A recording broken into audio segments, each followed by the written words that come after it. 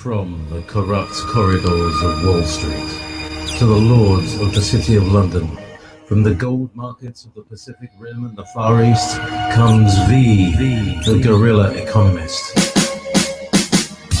He clears the fog of economic and geopolitical disinfo. Know the truth, see the trends, understand the players. Protect your future and family. The financial freedom fighter, a rebel with a cause.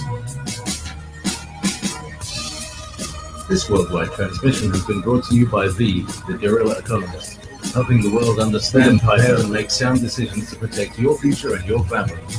Visit the guerrilla economist at roguemoney.net, spelled ROGUEMONEY.net, for additional information and services.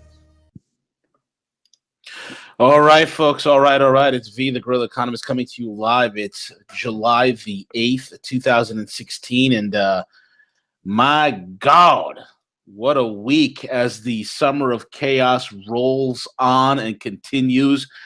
I don't even know where to begin. I mean, guys, if you guys remember this, back in January, I was doing a couple of, I was on the circuit, so to speak, doing a couple of shows here and there. And one of the things I said, it's going to be a summer of chaos, and it's here. It's incredible to see where we are. I'm just flabbergasted, to say the least, as to the events of what happened in Dallas last night. Just incredible. Of course, it's just a lone gunman operating by himself. We got so much news to cover. We got the Dallas situation. Okay. There's a lot of things that are fluid with Dallas that I'm going to be touching base upon from the information that I can glean. And again, the situation is fluid. I don't believe the official BS story. I thank God that most of you, all of you that listen to this program, do not believe the BS story. You guys demographically have a higher IQ, are much more sharp, much more alert than the typical brain-dead American. So you're not buying that mainstream media BS with the lone gunman. How many times are we going to do this lone gunman theory? We've been the lone gunman, being used since 1963. It's the lone gunman. And I'm sure that the bullets that rained down upon those Dallas police officers as they were being triangulated into a corner, and you need multiple gunmen to do that, as they were being triangulated in the corner, I'm sure it was the same bullet or bullets that killed JFK. It's that magic bullet that is still flying around the world, killing people. It's amazing, folks. Absolutely amazing. So we're going to discuss a little bit about that. We're going to discuss the whole entire divide and conquer. It is divide and conquer. If you haven't figured that out yet, a lot of things that were hot headline-grabbing topics just last week, all of a sudden, are not anymore. It seems as if the narrative, right? It seems as if the establishment loses the narrative, even the slightest, most minute way possible. If they lose that narrative, well, it's simple. What you do is you kill a few black people by, you have a couple of blacks killed by a bunch of white police officers, and voila, shake, mix, stir, and the narrative gets back on track. You get back the narrative, you get back the control, you get back the motion that's moving us forward into an outcome that, unless we wake up and put a stop to, we're not going to like it, okay? So we got a lot to cover with that. That's going to take up a good deal of the time. My God, what else? Hillary, she's out of the limelight.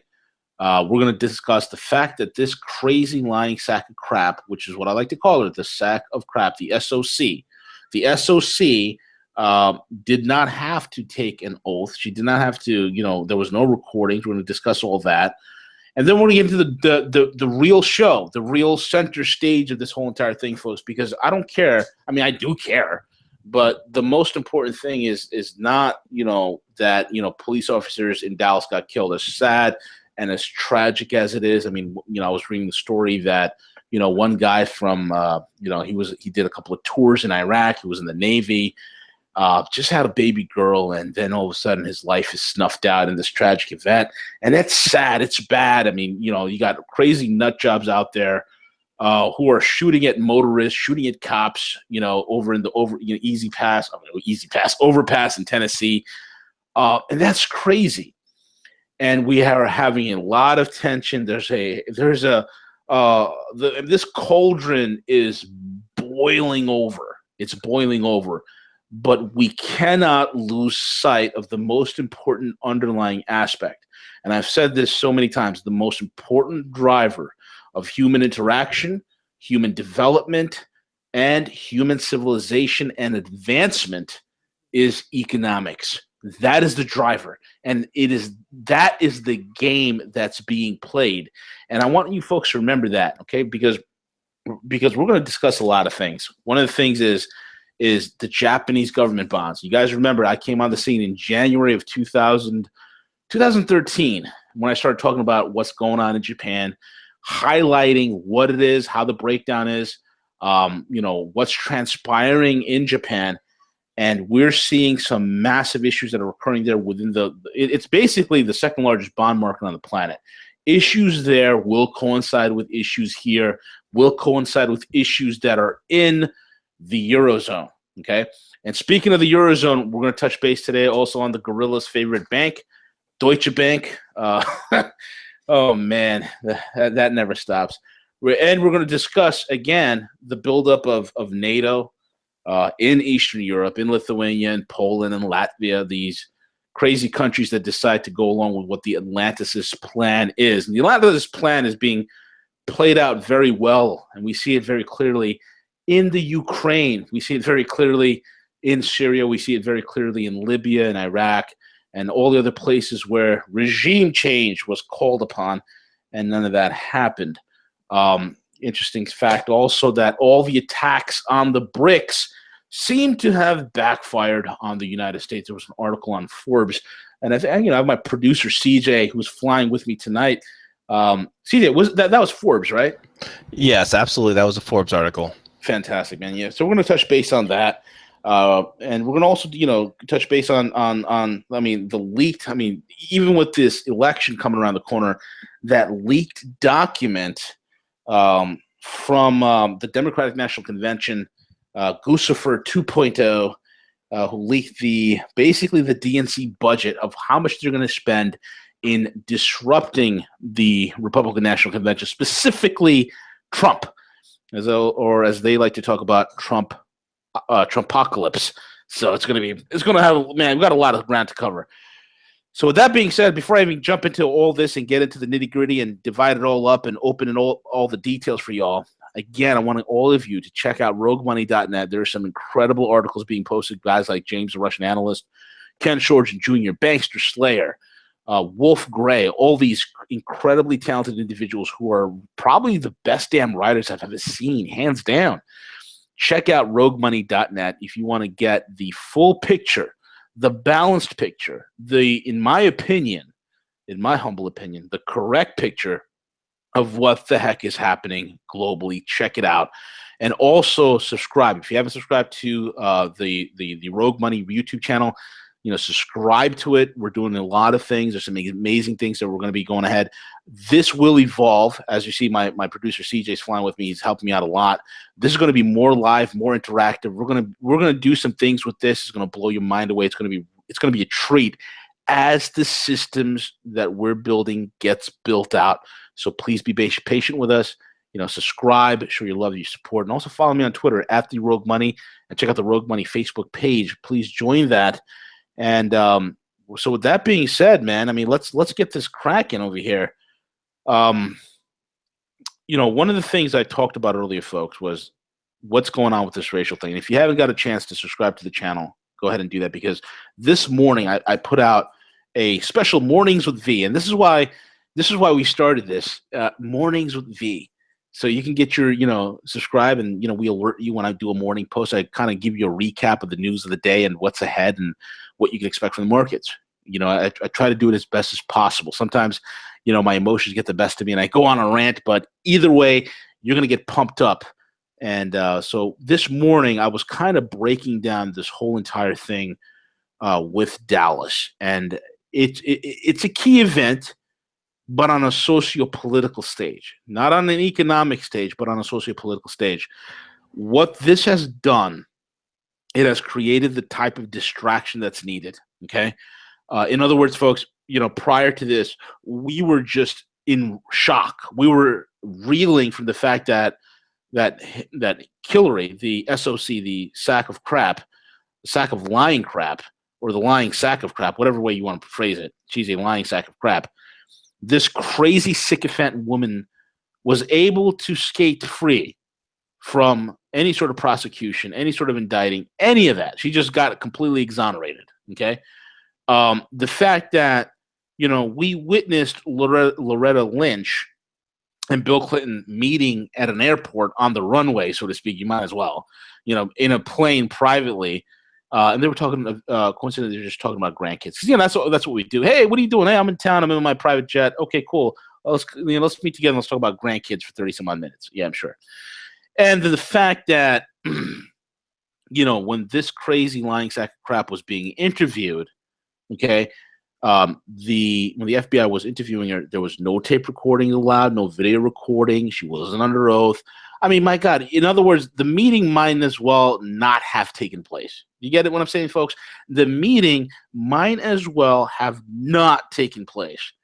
The fact that none of this was done, and the fact that, it was Trey Gowdy, Representative Trey Gowdy, who was grilling Comey, asking him question after pointed question after pointed question. And the only thing that Comey could say, yes, she broke this and she did that and she put classified information. That's all true. But we're prosecuting her on the on intent, and we had to really ask ourselves: is the intent there? Well, there was no intent, so because there's no intent, we're going to have to just let her go. It's insanity. It's absolute insanity. I mean, think about it, folks. Oh, I was speeding, officer, but I didn't have the intent to run that stop sign. I really didn't have the intent. I mean, or honey, I cheated on you and I impregnated this other woman. It wasn't my intent, but it just happened. That doesn't fly in real life. Okay. And not only does that not fly in real life, it does not fly in the court of law, because not knowing the law doesn't absolve you from being prosecuted by the law. So you pleading ignorance of the law doesn't somehow exonerate you from being prosecuted by the law. This is common sense. This is common sense. And so the American people were absolutely becoming incensed by this. They were getting severely pissed off by this. Trump started building a massive lead on every single one of the polls. Polls out today, he's up by 10 points in some polls. Other polls, he's up by 12. He's up by 5. He's up by 6. I mean, he is gaining on this lying wretch, okay, this lying sack of crap. And the most amazing thing is, the Romanian hacker, another one, Guccifer 2.0, because 1.0 is supposedly died behind jails from, supposedly died behind jails. Hey, CJ, did you hear about that? Guccifer, the first guy, 1.0, got killed in jail or something?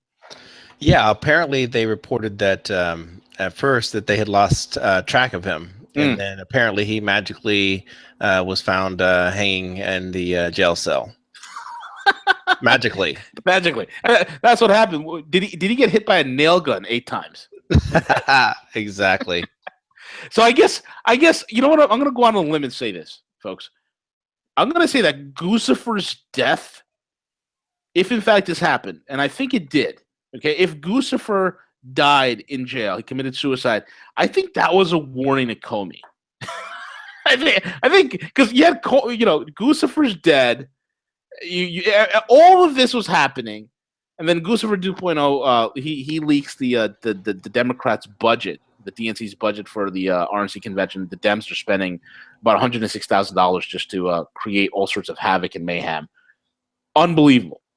And now all of a sudden that gets pushed to the side, and we have this whole racial issue. This whole racial thing is back. That's all being fomented. CJ, I think you brought up a great point, man. I think you said on the show you went back and actually listened to Odumbo's inauguration speech, right? I did. I listened to the whole thing from Chicago, 2008, and it just amazing to hear his view for the future of race relations in our country, and to see where that is. Fast forward to where that is today. Yeah, absolutely. And he put his foot in his mouth in so many, in so many different scenarios. From that, the professor who was trying to sneak into his own apartment or his condo where he got arrested, and Obama was like, "Oh, because he's black." No, dummy, it's because there's been a lot of break-ins in that area, and cops see somebody suspicious going through the woods. And the fact that another incident was the whole Trayvon Martin thing, where you have a sitting president of the United States doesn't know the total facts, the scenarios, and yet, George Zimmerman, he's a douchebag. He's a jerk. He shouldn't be there. The guy shouldn't own a gun. He's a scumbag, scum of scum, and karma will come back to bite him in the balls. There's no doubt about it. Okay, but the fact of the matter is that you had a sitting president of the United States that gets involved on a minuscule, no-name case like the Trayvon Martin thing, which was hyped up to high oblivion. And when the guy goes out and says, "Hey, if I had a son, it'll look like Trayvon." Come on, man. You don't say that. We've had nothing but an absolute slide in racial tensions in this country. I feel like I'm living in like 1963 America in some regards. I mean, being in New York, there's a lot of multiculturalism. But the way that the media is portraying this thing, it's like we're back in the 60s. You're waiting for somebody to, if you're a colored person, you're waiting for somebody to come in a white sheet and smack a lowercase t in your front yard and set it on fire. It's ridiculous. You know what I'm saying? But this is the type of stuff that's happened. So the attention went away from Schmillery. The attention went away from economic data. The attention went away from everything. And now it's on the most basal view, which is racism, which is race. And why? Because racism ties into tribalism, folks. Okay, it is one of the most basal instincts within the human brain is tribalism and camaraderie. These are powerful drivers, and the elites know that. The powers that be know that. And that's why I said, if the establishment starts losing narrative, if they start losing control, what do? You pop off a couple of black people by a bunch of white cops, and boom, it's back on track.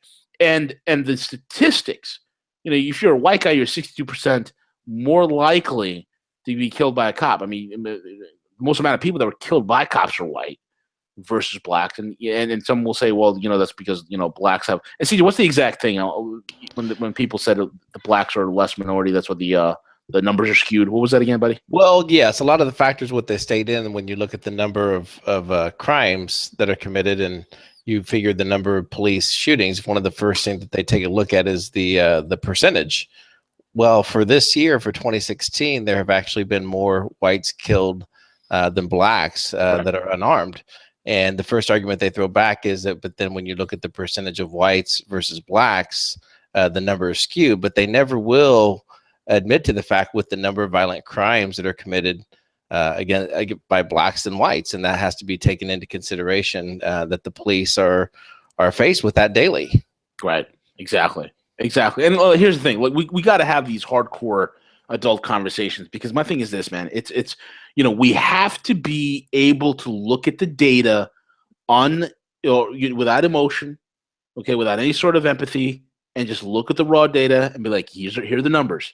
The numbers do not lie. And one of the things I said in this in my morning report that I do every day is this. I said, numbers don't lie. Facts don't lie. Facts are not racist. Facts are not anything.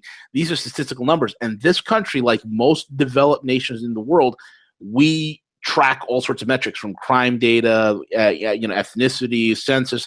I mean, dude, we they're like, the government freaking spends money on the mating habits of flying squirrels, how many fish are in some pond, on a specific pond. I mean, this is the kind of number obsession we have in this country. And it's funny that we have all this number obsession with all this data, except when it comes to economics. Then the numbers get skewed. But anyway, with those numbers, right, you can't argue with those numbers, folks. And we have to understand, hey, there's some clear underlying problems here, and we need to find real solutions. And if we begin to start looking at government for solutions, government's never the solution. It's always the problem. It always exaggerates the situation, and it always makes the problem much worse than what it actually is. So this whole Dallas thing, man, is totally gotten me forward. We need to get back in balance, because we need to remember that, we are heading for an economic collapse. We are at the precipice. Okay, we're at the precipice of collapse. Right now, switching gears a little bit, is let's talk about Japan. Okay, what does this have to do? And it's pretty interesting that while we are distracted by all this racial tension and this, that, and the other that's going on, some of the worst economic data in the world are coming out. Folks, one of the things I said, okay, if you haven't got a chance, go back into this channel. One of the things I did a guerrilla update where I talked about the Brexit. Go back and listen to that. Okay, listen to it. Go to roguemoney.net. Check out the articles that the team has put together on the Brexit. Check out the articles that Ken did, that James has done, Wolf, and myself. We wrote a couple of articles on the Brexit. What the hell does it really mean? And I said that the fuse is lit, right? The fuse is lit, and you could expect. I'm telling you, June 23rd. I said this. You can expect massive blowback in the European banking sector. You can start expecting bank failures. And what's happening? Bank failures, right? And I said those bank failures or those banks being stressed are going to lead to problems in Japan, which will eventually lead to us. Now, let's break this down a little bit, right? And I'll get back to the whole Japanese thing in 1 second, because this Eurozone issue is key. It's real key. Today we had Brennan Landesbank in Germany. They are on the verge of catastrophic failure. And who is this bank, right? Who is this bank? Well, this is one of the major banks that are in Germany. Okay, and what do? Well, they happen to be involved in a lot of the collateralized debt obligations, the credit default swaps, the interest rate swaps, various derivative markets, dark pools that Deutsche Bank is involved in. So in other words, what Deutsche Bank has done, this is a bank that is the largest bank in the Eurozone. Okay, it is the biggest. It is the what is it? It is the biggest. It is the weakest. It is the most vulnerable bank in the Eurozone. And what's going on with Deutsche Bank? Well, Deutsche Bank has spread the toxicity around. How do we know that? Well, if you remember, folks, again, we got to stay focused here. If we remember what happened in Austria about a month ago, when Hertha Asset Revolution, the Hertha Asset Revolution, the Austrian bank, that was bailed out by the Austrian government. And I said, okay, this is a serious issue because this bank was bailed out. Yeah, there was a whole smorgasbord of issues that were wrong with the bank, predominant of which it was laden with Deutsche Bank derivative and collateralized debt obligations. All sorts of toxic derivative debt has been blown into Hertha assets. Okay, and then I said you're going to have more of an issue with the Italian banks. You're going to have some coinciding problems with the other German banks. And what's happening? Well, every single one of those major Italian banks, okay, all of them are facing distresses. They are all under the gun. They are all buckling. Folks, do you understand what's happening here? Deutsche Bank is basically the top of this whole entire pyramid.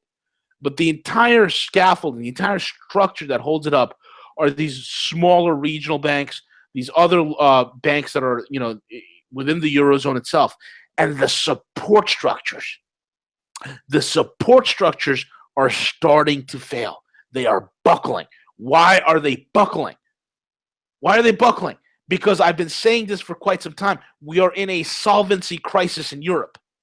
We're in a solvency crisis in Europe. We're in a liquidity crisis in Europe. And that liquidity crisis is spilling over where you have two of the biggest property investment funds in the UK, right? What happened? Well, they had to shut down. They had to stop trade. They had to shut down. Why? Because there was a liquidity issue. They had to cut their profits. This is a huge thing. Liquidity is a big thing, and it is symptomatic of the fact that there is a massive solvency issue in the banks. I want you to think about how severe of a statement that is. When you are dealing in fiat currency, when you are dealing in fractional reserve lending, where if you deposit $1,000 or 1,000 euros into a bank, they can take that 1,000 euros and loan it out 9, 10, 12, 15 times. In other words, the banks have the power and the ability given to them, anointed, bestowed upon them by the central bank, okay, in this case, the ECB and the Federal Reserve, to go forth and to multiply this imaginary money out of nowhere. So if the solvency is so friggin' bad that you can't even do fractional reserve lending, how bad, how really, really bad is your books? I want you to think about that. If we're in a solvency crisis, if we're in a liquidity crisis, and every metric has shown that money velocity is pretty much flat, how bad? How bad are your books? How bad is it that you can't even fund yourself? How bad is it that Deutsche Bank, and I know very well about Deutsche Bank, I have people there that I know that they're working there, okay? When I'm getting calls from a relative of mine who's in DB, say, hey, V, man, we shut the lights off every night, and we don't know if tomorrow we're going to be able to turn the lights back on. If we got to that level, and you're an investment bank, how can you imagine the trouble you're in? That every night could be the last night you leave the lights on, or you shut the lights off and you can't turn it back on. That's a big problem. Do you understand that money velocity throughout the Western world is grinding to a halt? Do you realize that money velocity in every emerging economy throughout the world that is dependent upon the dollar is grinding to a halt, number one, and is causing debt to be completely unserviceable? Because the dollar that they held for their foreign currency reserves, okay, for their Forex reserves, that dollar that they held onto has all of a sudden become an albatross. So this pressure is spreading not only in the Eurozone and into the emerging markets, and because predominantly, why? Because the euro and the friggin' dollar are so intertwined. You can see even the relationships in Forex trades. It's blatantly obvious. Blatantly obvious. And then you see the issues, that reverberation going into Japan. Folks, there was an article I've written years ago called The Mischief Engine. I detailed excruciatingly to the point where I have some of the most smartest people in the world saying this is the most brilliant article I've ever read in my life. And in The Mischief Engine, I wrote specifically that Japan has always been set up as a dollar processing and fraud facility. We've seen that happen when they used, and W details this very well, when they've used Japan as a money laundering operation to bring down the Soviet Union with the rubles, hyperinflating the rubles. They played a masterful role in creating those financial instruments. And it is the creation of those instruments during the Cold War that when those instruments matured, you could set your watch by the minute, by the day, by the very second. Those instruments record. You knew exactly those guys who did that mischief, like the guys like W. They knew exactly. They knew exactly that in 1997, on such and such a day, on such and such a time, on such and such a second, you're going to have an implosion in the Asian markets, and that's exactly what happened with the Asian economic crisis. That was the blowback. Well, now all the stuff that's been happening, folks, since 2008's collapse, okay, since the TARP, since TWIST, since ZERP, since now, and soon to be NERP, okay, because they're not going to raise interest rates. Banks are freaking out. And it's like my buddy Ken Shorgen Jr., who writes for RogueMoney.net and the Daily Economist, as he put it so well, we don't have markets anymore. You don't have markets. You have intervention. Do you get what I'm saying? You don't have markets anymore. You have intervention. And that's a huge problem, folks. That is a huge problem. And so NERP is next. Negative interest rate policy. Why? They have to do this. Why? Because one of the engines of the dollar system, one of the engines is starting to overheat. It's starting to overheat. It's starting to literally come apart. And that you see in the Japanese bond market, okay? I want you to think about how crazy the Japanese bond market is. The Japanese bond market is so damn crazy that the Japanese bank, Kuruda is a crackhead. I'm convinced that Chairman Kuruda from the Bank of Japan is an avid crackhead. Only a crackhead central banker would try to have the desire to own 62% of the Japanese stock market. In other words, the biggest facilitator, the biggest buyer, the biggest player in not only the Japanese stock market and the Japanese bond market is the Bank of Japan. Do you call that an economy? You don't call that a market. You call that intervention. You don't call that a market whatsoever. You call that, it's a delusion. It's a mockery. But yet that's what's happening. Why? You have to ask yourself a question. Okay? What is up with all this intervention in Japan? What is up with the banks intervening, the Bank of Japan intervening so ardently, so boldly in the Japanese bond market? Why is that? Well, it's that way simply because that there's no volume in the Japanese bond market. There's no volume in the Japanese stock market, like there's no volume in the New York Stock Exchange, the American stock exchanges, in the American bond market. There's no volume in the British and the European stock markets, none whatsoever. So you maintain the Ponzi scheme by intervention and manipulation. The pressure that's being built up and the intertwining of the Japanese bond market with the U.S. bond market through the repurchase orders that are done in order to keep the dollar and artificially high, in order to keep the bond yields on the U.S. Treasuries cheap and desirable, okay? It has become a serious thing. They can't keep peddling the fraud anymore. They can't keep peddling the fraud anymore. And you're seeing it in the Eurozone. Same thing. And like I said before, folks, the Eurozone, like Japan, was set up as a secondary leg for dollar fraud. Okay? All of this run through Wall Street and the City of London. The whole entire thing. JP Morgan, Barclays, Goldman Sachs, they got their dirty fingerprints throughout the whole entire thing, folks. Their whole entire thing. This is a serious issue. A very, very, very serious issue. The Japanese bond market is on the verge of exploding. And that is why I had a Japanese bond trader told me about a year and a half ago. One of my guys at the Tokyo Stock Exchange said this. He said, V, we're not worried about a stock market failure. We're worried about a bond market failure. Because the bond market in Japan is 5 times bigger than the stock market. Just like in the United States. It's 5 times bigger. And that's why you're having massive problems. Massive problems also that's starting to reverberate over here into the United States bond market as well. Bond yields are diving. They're diving.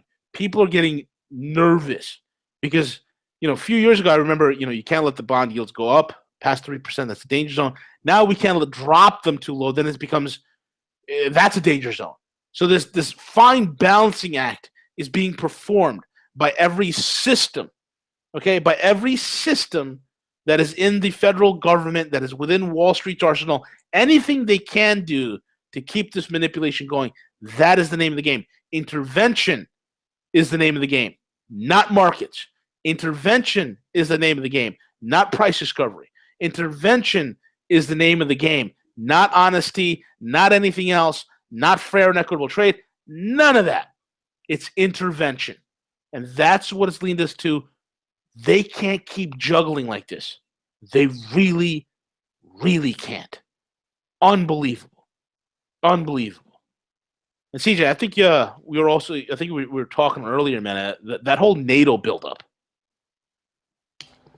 Yeah, the whole NATO, they just announced that some additional troops are going to be sent, and I believe it was just marked 1,000, but 1,000 probably means 10,000 or even more. That's how they always try to make it sound a lot less, but you know that there's a whole other intention there. Oh, dude, totally. The most funniest thing is, bro, I was reading, reading that Latvia, Lithuania, Poland, these are countries that have already been crushed by sanctions against Russia, right? These countries have been hurt seriously. And this is the most stupidest thing. If you're a satellite country, like for instance, if I'm, I don't know, let's just say if I'm Thailand, okay? And my biggest trading partner is going to be the biggest economic powerhouse that's within my region. That would be China.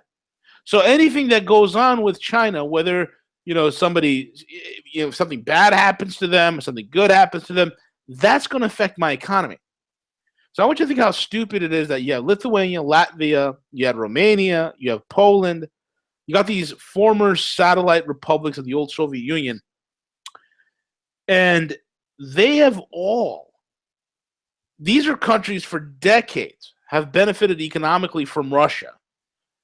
And common sense and economics 101 says the biggest regional economy that is closest to you is your best bet, is your lifeline. So in other words, what's amazing to me, in order to follow the Atlanticists, which is basically the Anglo-American power structure, or the criminals in what I call Mogadishu on the Potomac, which is Washington, D.C., their idea is, hey, guys, let's get together in a suicide pact.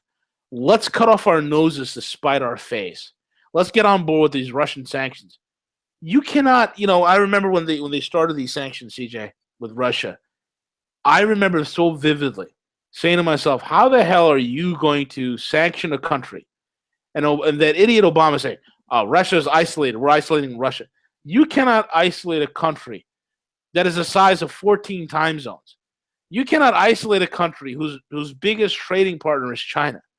And anybody who has a trading partner with China, you can never be isolated. And now, thanks to the Chinese SWIFT alternative, CIPS, C-I-P-S, you can never sanction another country again. So it's incredible with this, we are in the march to war, it seems like, CJ. Exactly. China and Russia have been playing a great game of chess while the U.S. has been learning how to play checkers. Oh, man, tell me about it. It's not even checkers. I think we're playing Connect 4 at this point. It's Connect 4, 4 in a row. Connect 4, I win. It's ridiculous. Absolutely ridiculous. And the BRICS are winning, man. The BRICS are winning. I was reading the latest out of Brazil. Okay, folks? I was reading the latest out of Brazil. The entire coup. Okay? The entire coup in Brazil has fallen apart. Okay? Michael Temer, that whole thing has come apart. Dilma Rousseff's impeachment, that's coming apart. A lot of people are starting to see it for what it is. This was a CIA color revolution. This was supposed to be a Maidan-like event that happened in Ukraine. It was supposed to happen in Brazil. And it didn't occur the way that they wanted them. Didn't happen. You see the people stormed the parliament. You had a new Congress guy, Eduardo Cunha.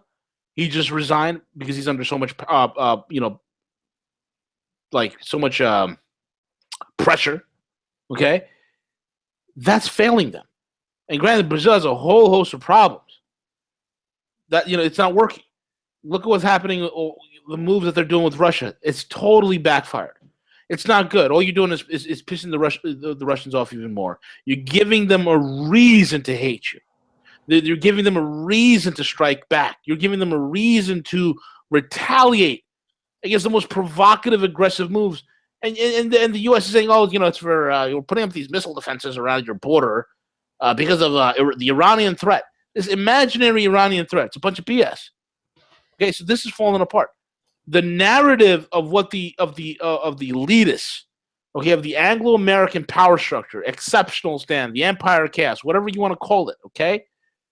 The narrative is falling apart. The agenda of the globalists is falling apart globally. It is being dashed against the stones of reality. Okay? And it's even losing its fervor, its grip, its strength, and its acceptance here in the West. It's coming apart as well, even in the United States. You can expect, and I've said this since day one, folks, as a nation goes broke, its security apparatus, which at one time looked for enemies from without, will start to turn inward and look for enemies from within. This whole, again, going back to the Dallas thing, you immediately see the anti-gun people coming out. Oh, we need to ban guns. If there were no guns, this would never happen. Assault rifles. This man clearly attacked all these people with assault rifles. AR-15s are not assault rifles. You press the trigger once, one bullet comes out. Not an assault rifle. It's not a machine gun where you press the trigger and there are multiple rounds coming out. It doesn't happen. Okay? But that's not going to stop these idiots who've never even fired a BB gun in their life to talk about gun control as if they were experts, in spite of every single statistic. And CJ, the gun statistic, right? I mean, the violence has gone down, right? I mean, am I right or am I wrong? Absolutely. I think last estimates was down 40%.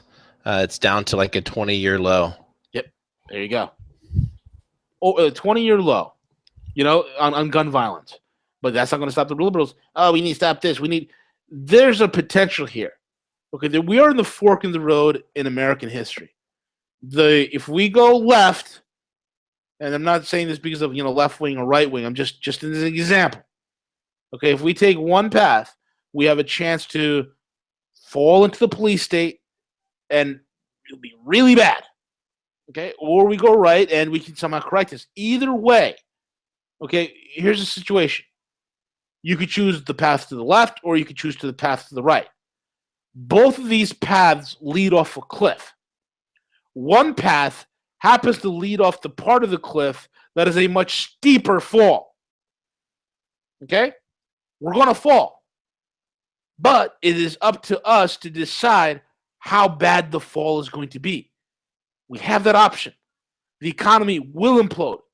You cannot print to oblivion. I had a gentleman send me a question earlier this morning on one of the comments. He says, well, why can't the U.S. just keep printing? Just keep printing. It's like Dory. Anybody seen Finding Dory? I love that movie. It was great. Just keep swimming. Just keep swimming, right? Well, just keep printing. Just keep printing. You got to print. Print away, right? Just keep printing. Well, you just can't keep printing. You can't do that, right? Your printing works so long as you have a willing idiots that are willing to buy your debt.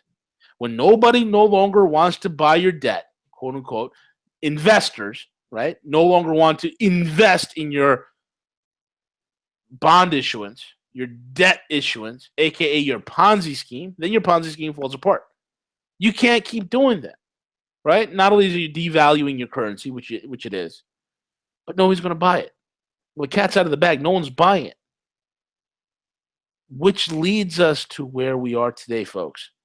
This whole buildup is really starting to fall apart. We are this is the summer of chaos. I fear, I'm going to say this. I fearfully say this. Please be extra cautious. I'm not trying to cause you to act in fear. Okay, this is not about being paranoid and being fearful. This is about being observant. Okay. When I'm out and about, I'm observant. I'm observant when I drive. I don't go out and clench the wheel with white knuckles saying, oh my God, I'm going to get into an accident. Oh my God, I'm going to get into an accident. Oh my God, what is that tractor trailer doing? Oh, what if he turns into No, I'm observant.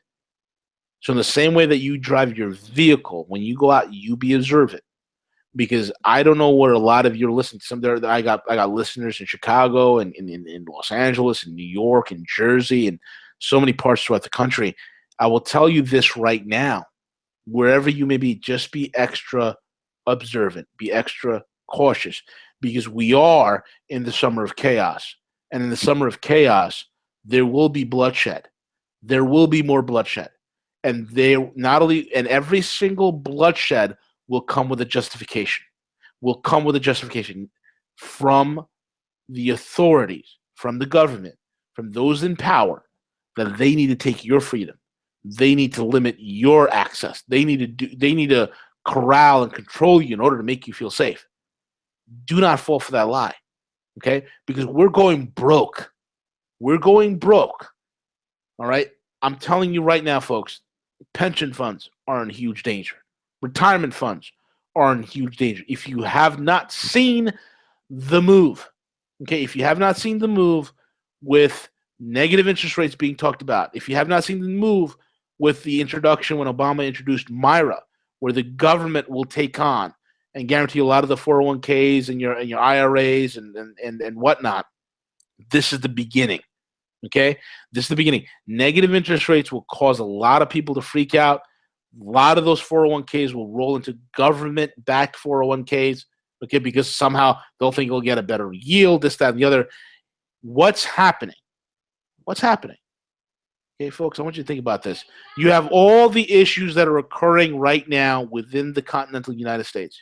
You have all the issues that are occurring right now within Europe, okay, within these nations.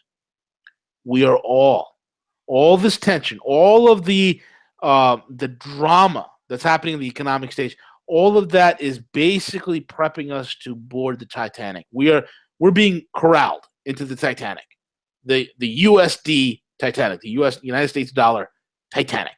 They're putting us all in one ship, and then they're going to Lusitania us. Okay, they're putting us in the Titanic, but instead of hitting the iceberg, they're going to do to the Titanic what they did to the Lusitania, which is we're going to get torpedoed. Okay, that's the plan. Letting you know that. Okay, just letting you know. That's what's going on here, folks.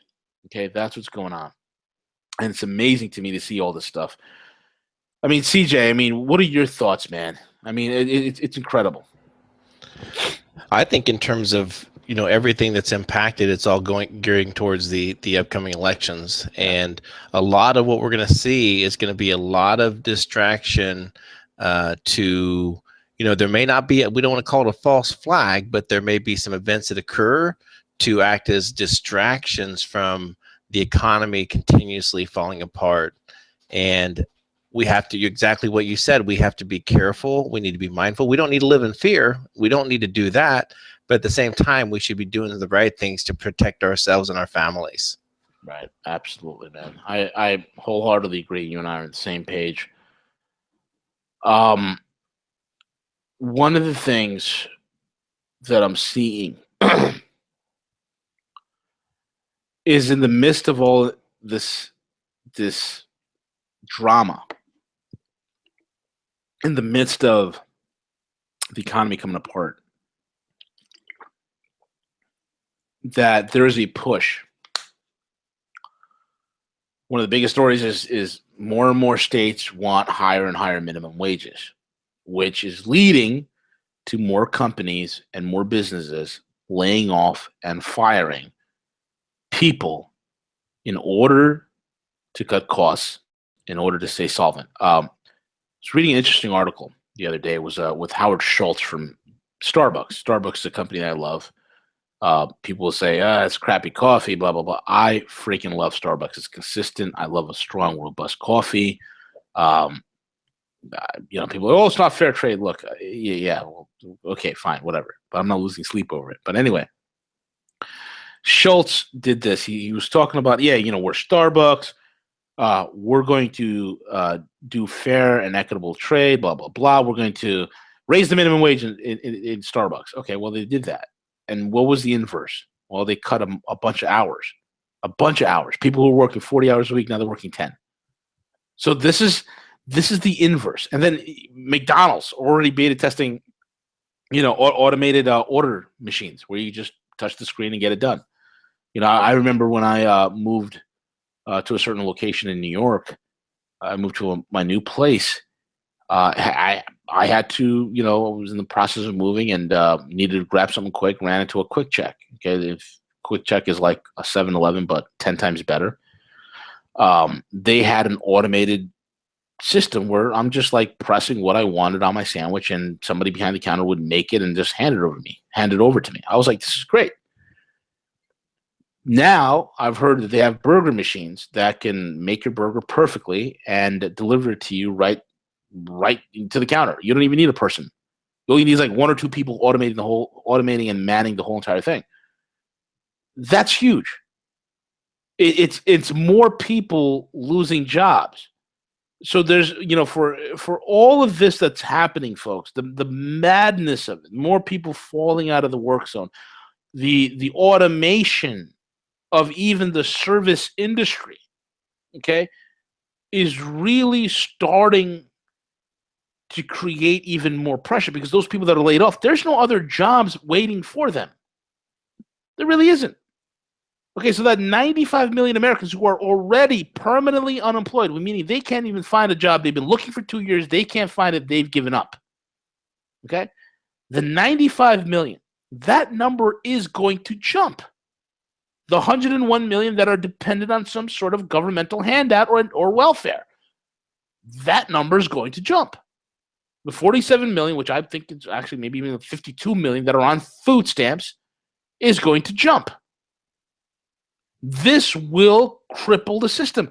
And CJ, isn't it amazing while all this is happening, the automation of the low-end, job sector, we're having a flood of illegals who are coming in. And, it's great. People think it's just Mexicans. No. They're catching Hondurans, Guatemalans, Colombians, you name it. The in terms of the income and the minimum wage, it's all a scam. Yep. And if you just do the simple math, figure the current minimum wage at 40 hours a week times 52, okay?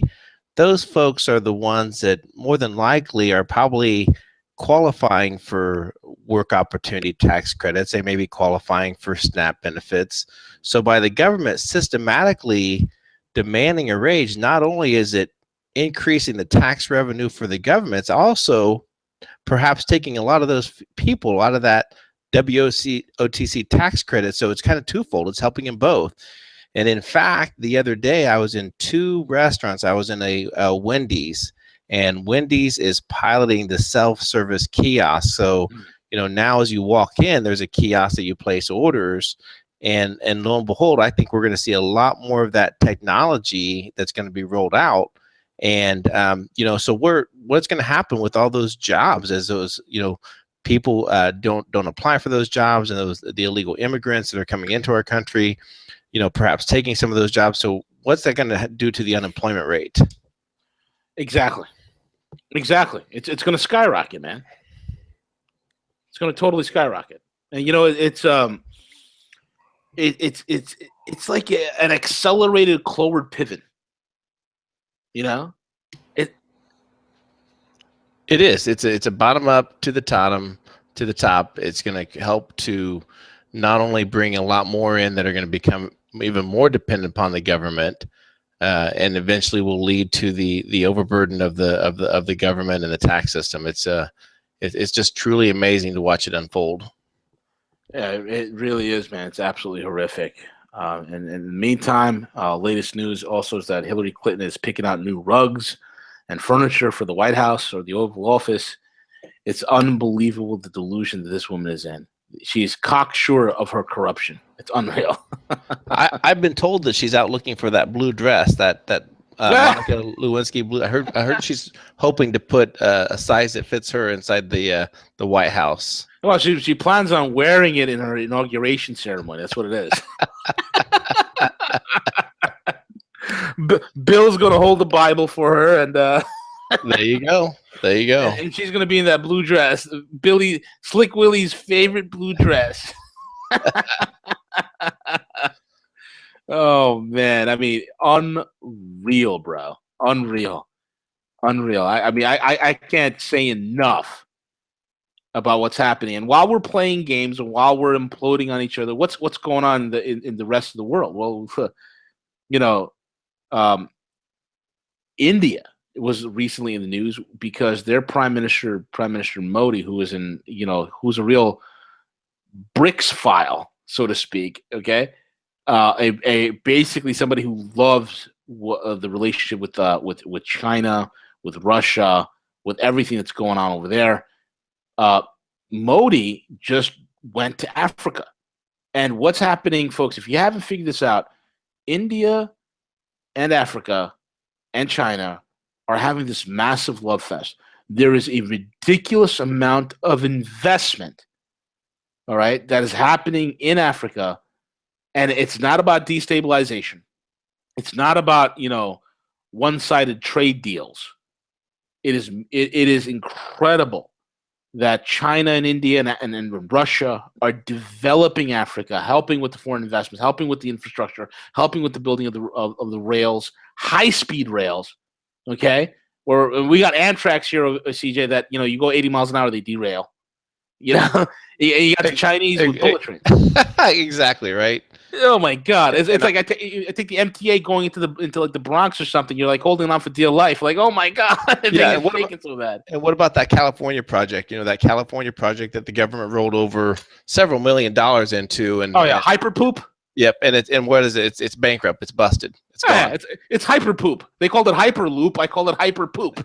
That's what it is. It's hyperpoop. That's the best we can do. Here's the thing. Okay, this is how bad we've fallen, bro. The rest of the world, the real economic powers, the ones with physical economies, are actually making stuff, right?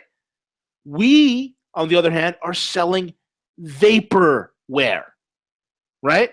And what vaporware is, for those that don't know, is basically a concept. CJ, explain to them what vaporware is, man. Vaporware, that's strictly just, part of the whole vaping. It's part of the pull away from tobacco. It's, there's all kinds of shops popping up everywhere. That's what you're talking about, right, V? The whole vapo. Well, that's one side of it, but the other side of it is in vaporware in terms of software technology, right? Like it's a computer term. Like you're selling a concept that only exists on paper. It's vaporware. It's vapor. It doesn't exist, right? So the Hyperloop project that the government spent billions of dollars on, the Hyperpoop, was exactly what it is. It was hyperpoop. It was not something that was designed and put together by some of the brightest minds in the United States in terms of engineering talent, because we don't have engineering talent. You don't believe me? Go look at NASA. Like 68% of the NASA scientists are from India and China. Go to SpaceX. How many Indians are working in SpaceX, right? So you got hyperpoop, right? And so the hyperpoop project falls apart. It's vaporware, just like the F-35 fighter jet. Vaporware. So if it's not vaporware, if we can't sell you vaporware, which is, basically doled out and sold down the people's throat by a bunch of shifty salesmen, we give you financial fraud. So that's what we have to offer the world, financial fraud. Now check this out. Exactly. Prime Minister Modi organized the 3rd India-Africa Forum Summit, okay? And for the first time, he invited 54 heads of state, okay, of African countries, as well as the president of the African Union to India, okay? 41 countries were represented by the leaders, while the others were represented by vice presidents and senior ministers. Several far-reaching decisions were adopted, including an additional concessional credit of $10 billion over 5 years, grant assistance of over $600 million, including an India-Africa Development Fund of over $100 million and an India-Africa Health Fund of over $10 million, 50,000 scholarships in India over the next 5 years, and the continuation of Indian supported for an expansion of the Pan-African E-Network project. It's amazing to me. China's developing the rails. China's developing the infrastructure, the roads. Russia's developing the energy projects. And India is developing the fiber optics and networking of Africa. And where are we? What's our best effort forward? AFRICOM. What's our best foot forward? Well, African development, according to America, is what we did in Libya, right? We take a very prosperous, rich, wealthy country, and we turn and we blow them away into the Stone Age. And you have the lying sack of crap, Hillary Clinton, laughing about it, saying We came, we saw, he died. Ha ha ha ha ha. That's our building. Well, V, don't forget we got the Stellar TPP program around the corner too. Oh, right. Thank you for reminding me of that, man. The toilet paper protocols. Totally forgot about that. Yes, no one's signing on to it. The stillborn trade agreement that nobody wants. Nobody wants it. You know, it's amazing. Odumbo shops this around, you know, with the ASEAN countries, and you know, that's not working. So I want you to guys think about this. Here's the real drama for your mama. Here it goes. China, you know, the U.S. is shopping around the TPP agreement, saying sign this, and the multinational corporations that we are in bed with will rob, rape, and pillage you because you all are a bunch of dumb idiots, and we're the smart ones. That's the attitude we have. And any country that takes the time to read the TPP as opposed to our politicians who don't read anything, I don't even think they know how to read, period, okay? They look at this and they're like, this is a bunch of horse crap. We don't want this trash. Get it out of our sight. We don't need it. And so what does the U.S. do? Isn't it amazing that as soon as the rest of the world, especially the Asia pivot that the U.S. was on, thanks to Odumbo, right? And they started shopping around the TPP. And as soon as the TPP is rejected and fails, all of a sudden America says, oh, there's Chinese aggression in the South China Seas. Oh, China's building these islands. Oh my God, these are imperialistic ideas. Look, China hasn't invaded anybody. You schlep rocks for its 5,000 years of history. Hasn't invaded anybody. Okay, they're saying things like, "Oh, this is Chinese aggression."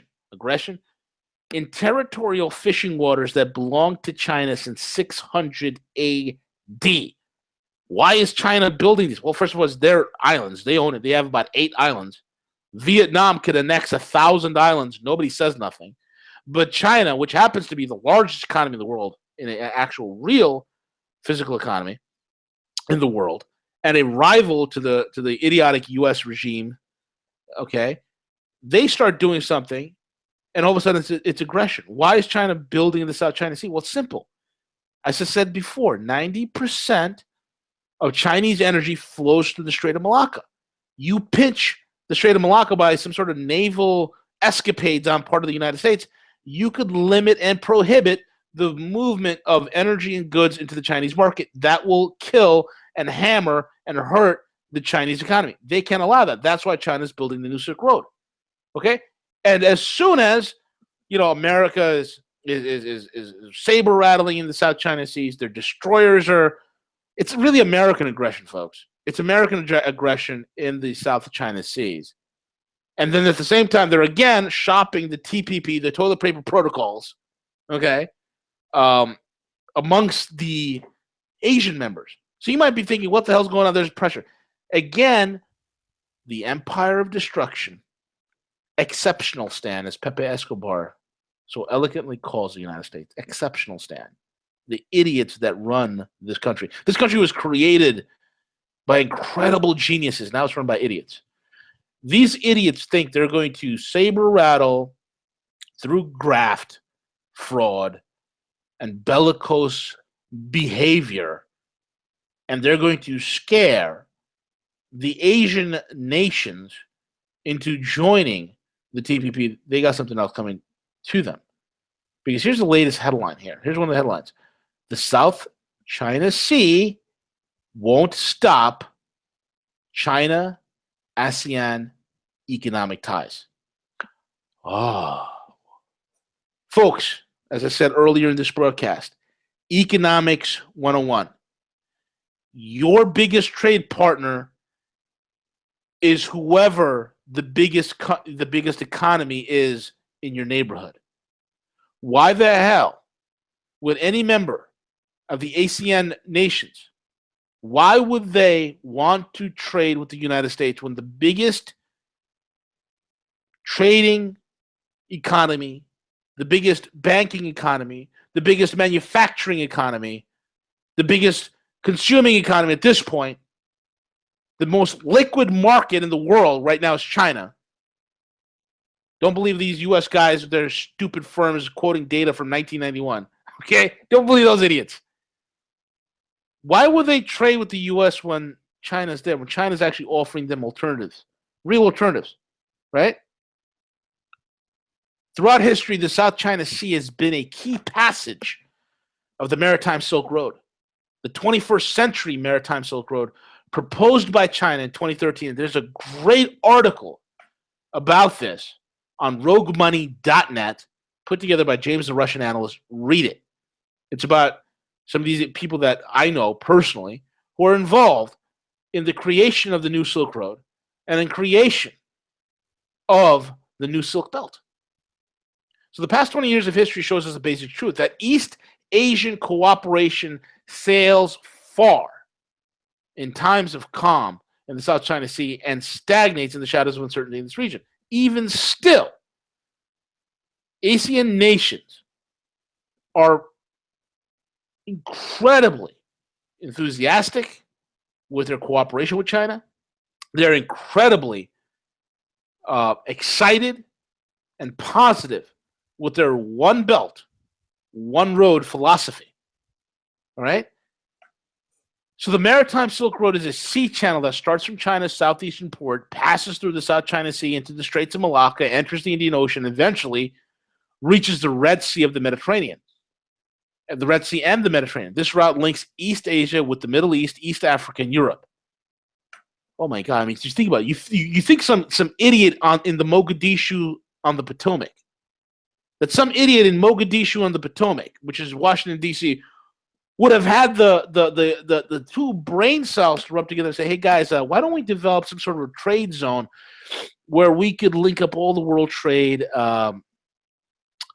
Where we could run it through Africa and through the Mediterranean and all into the U.S. port. Well, we want to figure something like that out, right? No. Let's build these, trade mechanisms and more currency swaps and infrastructure deals, and let's create trillions of dollars of business for the American economy and hundreds of thousands of new jobs. No. That man needs to be fired because he doesn't fit. He doesn't fit into the perpetual war, perpetual debt model that we like to pitch, right? Think about this. The Maritime Silk Road can be dated back to the ancient Chinese Qin and Han Dynasty. The Han Dynasty, the Silk and Southern Chinese porcelain, transported via this route to the Malay Peninsula, and the Sri Lanka, Southeastern perfume, and dyes also reached China through these sea routes. The Maritime Silk Road matured during the Tang Dynasty, especially when, according to historical records, there was immigration and migration between the Tang, China, and Southeast Asia. The Chinese and the indigenous people in the Southeast Asia jointly gave rise to early development in the region. Folks, this is history repeating itself. The reason why I'm reading this is because I'm painting a picture of what is happening. I've seen the development in the new Suez Canal zone that's being built up. I've seen the developments in and throughout the Strait of Malacca, throughout the South China Sea. What is happening is simply incredible. You're not only going to have all this trade, but every single country in that region is going to prosper. Every single country within that region is going to have a rising, burgeoning middle class that will have true, expendable income and very little debt. Compare that to the overstretched, credit-heavy, debt-laden American middle class that is fast disappearing. We are screwed on such a grand level, the likes of which we have never seen, because we have swallowed the poisonous pill of the globalists. We have believed their outrageous lies that we are a consumer economy, when the reality has always been that the wealth of a nation has always been created on the factory floor. So in spite of all the things that the U.S. has done to upset, to hinder, to frustrate the New Silk Road and the New Silk Belt. Why? Because this is going to be the most beautiful, attractive dollar alternative in the world. Rather than going up against that, or rather than, they're doing all they can to frustrate it, but it's not working. Why? ASEAN and China trade begins to grow. The ASEAN nations, Indonesia, Singapore, Malaysia, Thailand, all these nations are trading with China. Their trade is exploding year after year, year after year. ASEAN's share of China's total exports are up 20%. China's share of ASEAN's total exports are up 15%. ASEAN's share of Chinese export percentage is still up. And when you come to investment flows, folks, and soon the day is going to be coming where we'll be able to throw these charts live onto the screen. You guys will be able to see it. That day is coming. Okay? But when you look at investment flows between China and the ASEAN nations, the direct investments, it is up through the roof into the hundreds of billions of dollars. Billions being made. The macroeconomic data is through the roof. So in spite of all the saber rattling, in spite of all that, the momentum, the stability, and the reality of the New Silk Road continues uninhibited, unencumbered, and it's unstoppable. The world has woken up. You cannot stop an idea whose time has come, and the idea for real and free trade has arrived upon the populations of the world. The question that faces us Americans, are we going to be a bunch of punks and wusses and allow ourselves to be led by morons off a cliff? Are we going to be the lions who are led by lambs? Or are we going to be a part? Because I'm going to tell you right now, in spite of your lying government, in spite of the lying bastards on Wall Street, every step of the way, China and Russia and India has asked the United States to be a part of this development, and we have stuck our middle fingers into their face and say, F off, because we're not going to play with you. It's all about the dollar. Yeah. Because if we play with you, then, it's a physical economy, and we don't have a physical economy, and you might pull up our skirts and show the world that we're nothing but a bunch of nutless wonders. That's the fear. The fear that the United States, why does the United States fear China, Russia, India? Why does the United States fear the New Silk Road? Why does the United States fear the New Silk Belt? Because it will expose us. It will expose us. It will pull up our skirts, and the world will see that we are a bunch of eunuchs. That we're a nutless wonder. Nothing to offer anyone, anywhere, at any time. We're as logical as a belligerent 10-year-old on a temper tantrum. CJ, have you seen that warning that Putin gave the journalists this week? I did not see that, V. Dude. Putin this week gave a dire warning to a lot of the Western journalists, and he said, I don't know what else I can say to get into your heads of what's happening. He was talking about U.S. aggression, provocation with the missile shield. This a-hole that is Barack Obama and his gang of a-holes, it is the greatest collection of rectal orifices ever assembled. Instead of Avengers assemble, it's assholes assemble. The greatest cadre. They're continuing to poke Russia. They're continuing to be aggressive. And here's Putin saying, you guys need to stop. We know what you're doing. You're saying this is your missile defense system, and soon your missile technology is going to get better, and you'll be able to threaten us more. And by the way, for those that don't know, the Russian missile technology is about 2 generations ahead of ours.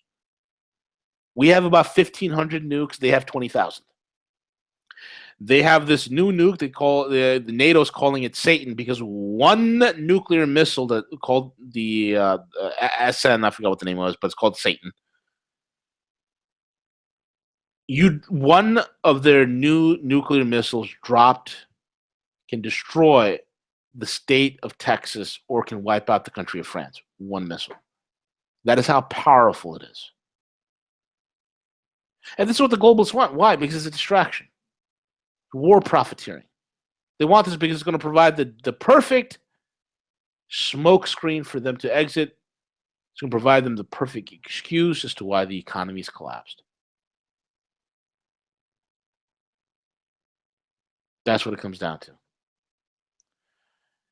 With that being said, we've come to the end of the broadcast. CJ, you got anything to say, man? Any questions out there? Yeah, V, I wanted to see. I appreciate everyone. I see a lot of the comments that were posted. There are a few questions, and I didn't know if you want to take. Yeah, go ahead. Let's answer. Yeah, go ahead, man. Yeah, so I appreciate everyone posting in there, but one of the questions that was asked, V, was that what do you see post July 15th as far as the summer of chaos? What other things can we anticipate? Yeah. You guys seen gold? Gold is testing that 1,400 barrier, which it will pass, I say, by September. I don't know if people know this, but I'm not trying to toot my own horn, but I was spot on with the gold and silver prices from almost last October. Spot on. So I think where it's heading, it's going to be over 1,400 by September. I see more chaos erupting because here's the thing, guys. Though we are celebrating high gold and silver prices, okay, high gold and silver prices is not good for the central banks. Because if you're a central banker, you don't want a high gold price. It makes your currency look bad. It makes your fiat look like crap. So there's going to be not only more financial destruction ahead in terms of we're going to see more European bank failures. I mean, think about it. Deutsche Bank has failed European stress tests. The Fed has run stress tests. Do you guys remember, AC, do you remember the letter that the Federal Reserve Board wrote to Jamie Dimon? Absolutely. It was scathing. Oh, my God. The Fed has just said to JP Morgan Chase in a letter to Jamie Dimon that your bank is a threat to the national security and well-being of the economy of the United States. It's an economic threat to the United States. So you can expect more pressure past July 15th, more pressure with the banks, more false flags, more distractions, more bloodshed. We are seeing chaos, the likes of which we've never seen. Expect probably even a big terrorist attack. That's coming.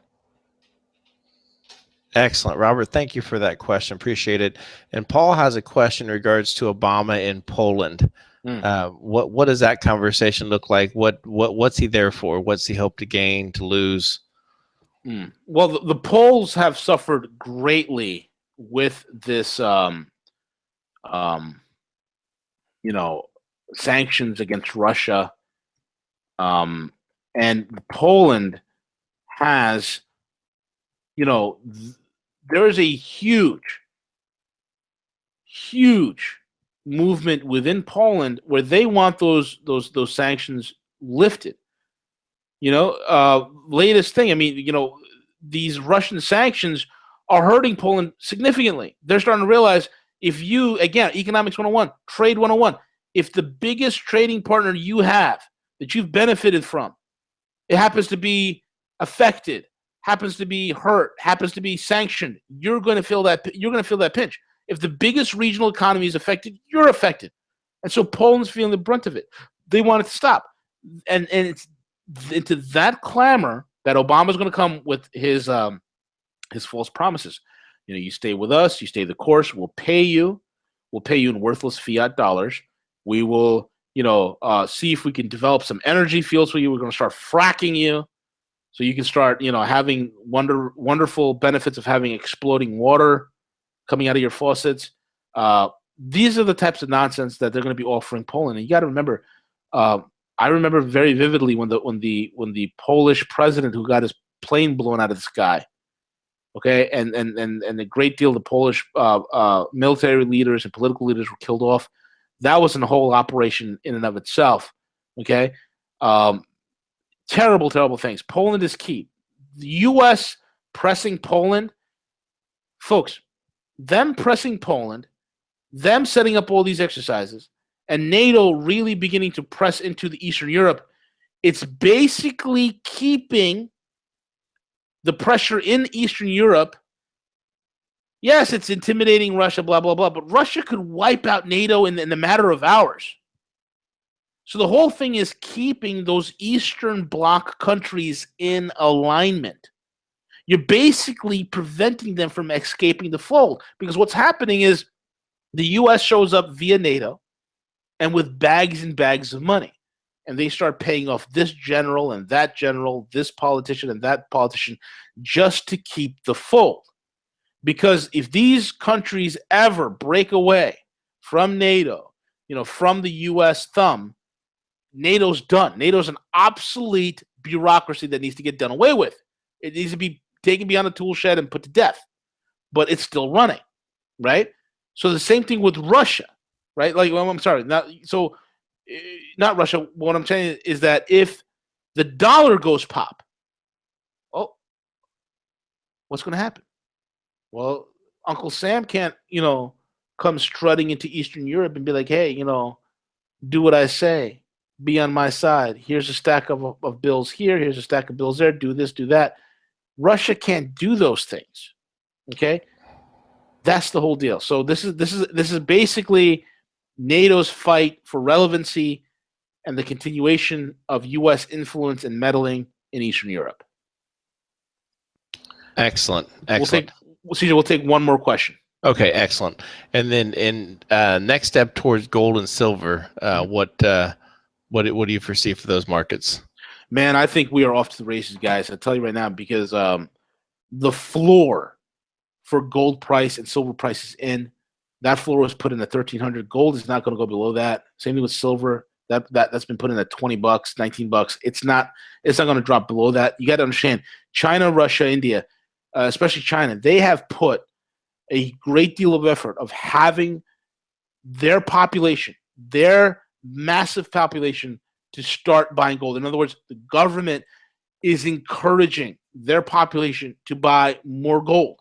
Okay, why? Because it's going to insulate them from a dollar collapse, number one. So when China is encouraging its population to buy more gold, they don't want that investment to devalue itself. China's not going to sit there and see these banksters beat gold down to $1,000 or $900 or $500, or some jackwad who said long while ago, Harvey Dent, that whatever schmuck, the chart watcher, another chart watcher.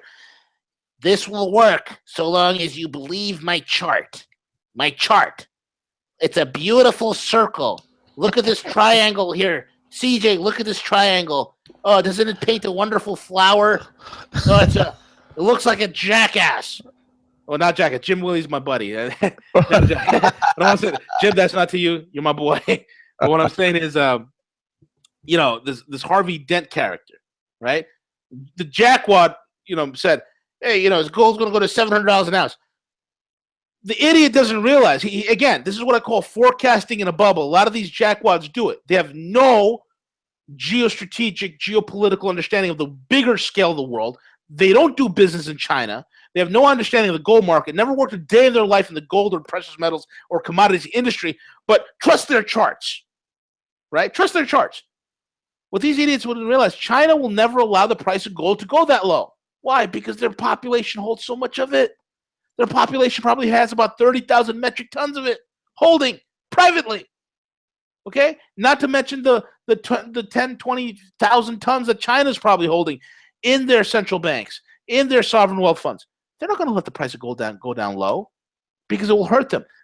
Why do you think they were encouraging the buying of gold by their population? And then when sufficient quantity was developed, when China became the world's largest gold producer and the world's largest gold consumer, they created on April 1st,